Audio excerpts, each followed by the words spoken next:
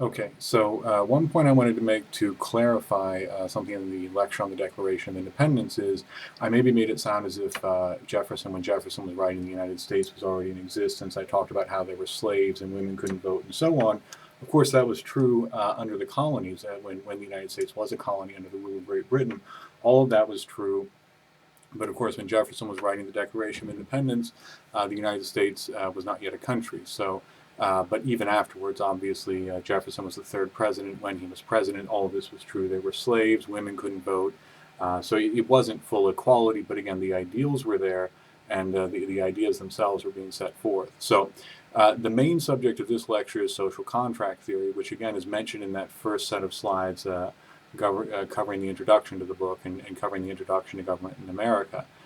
Basically, social contract theory is a theory of why government exists. So it's not necessarily an historical theory or hypothesis about how government was created, but it's what is the purpose of government? Why does government exist? Why should it exist?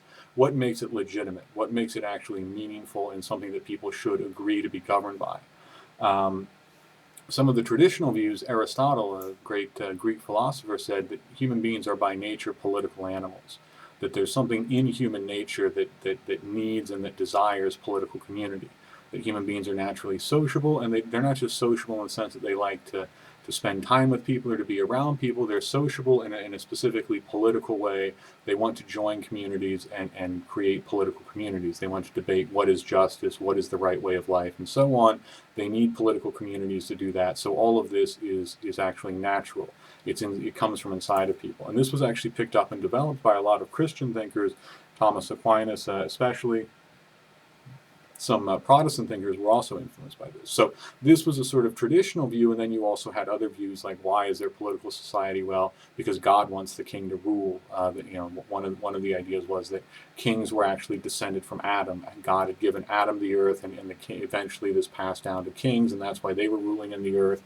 There were some ideas that sort of suggested that. That the king was actually ruling because God wanted him to rule, the famous divine right of kings. Social contract theory breaks very, very different from both of these. Social contract theory says people are basically selfish. They are not, unlike what Aristotle says, people do not have a natural desire to be political beings, to create politics, to live in political communities. They're basically selfish. What they really want is to get what they want, not to form partnerships with other people. However, people quickly realize, living in the state of nature, living outside of society, that everybody else is the same way, and therefore they're not very secure. It's a dangerous place. There's war. People fight over scarce resources. No one has any incentive to start to farm, for instance, because someone else might come up and kill them and take what they've grown. So very quickly, people start to form society, and in order to form society, you have to give up some of your rights. However, you give up these rights only to have more fundamental rights protected. So, for instance, you give up your right to do whatever you think is necessary to defend yourself, including killing other people, but you only do that so that the government will protect you. So, you give up your right to kill anybody you see because you think they might be a threat. You give that right up, but only because that's going to protect your fundamental right to life. Okay, so this is social contract theory. People are basically selfish and they join government, they create governments, they contract with other people. Of course, the contract implies that both parties are basically selfish and they're creating a legal agreement to spell out their obligations and their interests and how this is going to work because they don't trust each other enough just to do it on impulse or on instinct. So this is basically a social contract. People join together. They form a government in the form of a contract. And why do they do this? To satisfy their selfish needs. And what selfish needs in particular? Well, above all, the need for security, but also then, and this was Thomas Hobbes, the first person who really laid this out, said, above all, you need security. You want your life to be secure. And Hobbes actually said that people are so aggressive and so irrational and so unpredictable that you need a very repressive government. So you give up, so basically government should protect your basic right to life, but almost any government, or really he says any government is better than no government because no government means the state of nature. And in Hobbes' famous phrase, the life of man in the state of nature is poor, solitary, nasty, brutish, and short. In other words, in the state of nature, it's a war of all against all, and no one can actually expect to win that war. No one is so much stronger than everybody else. Everybody has to sleep, even if you are very strong. No one is so clever. No one is such a good fighter that they can expect to live very long. So it's horrible. Hobbes says you can see this whenever countries collapse into civil war. You see what life is like. It's awful. Any government that provides basic security, basic order, is better than that. So that was Hobbes's view. The main thing that you want from government is just security, personal security, protect my life. And then you give up basically everything else because the government needs to be powerful in order to stop people from fighting and creating civil war and so on. So Hobbes says people just want to protect their life and they give up almost all their rights to the government, so the government will do that. Hobbes was an English philosopher. The textbook talks about him. Very shortly after Hobbes, John Locke came along, and Locke had a somewhat more optimistic view about what people would be like in government. Locke said, yes, of course, you have a right to life, but you also have a right to liberty, because if you're not basically free, how can you really meaningfully protect your life? So you can't, I mean, he says, well, under some circumstances, maybe you would allow somebody to enslave you to protect, to preserve your life. But basically, you have a right to life, and you have a right to liberty, so you have a right to freedom, and you have a right to property, Locke says. Because you basically, again, if you think about it in the state of nature, you've got a right to life, a right to be free.